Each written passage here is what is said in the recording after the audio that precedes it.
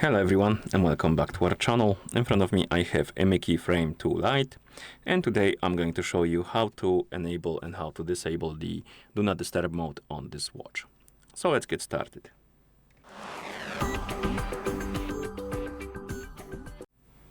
So to enable the Do Not Disturb mode, we need to wake up the screen by pressing the Chrome button. Then we can swipe down from the top of the screen to open the quick panel. On this panel, you should see this icon, that one that looks like a moon.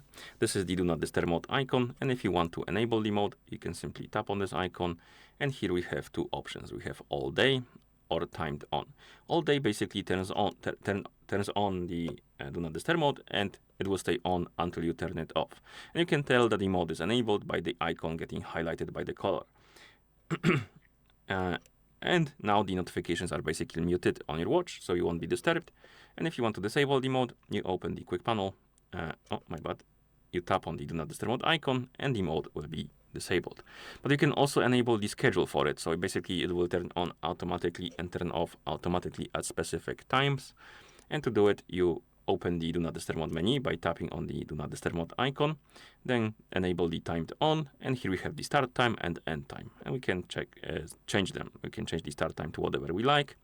For example, I'm gonna set it to 10:30 p.m. and the end time will be something like 8:30 a.m. I would say. So let's set it to 8:30. There's 8, and let's look for 30.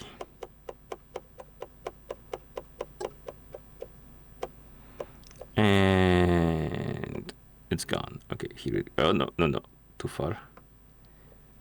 Come on. No, please stop.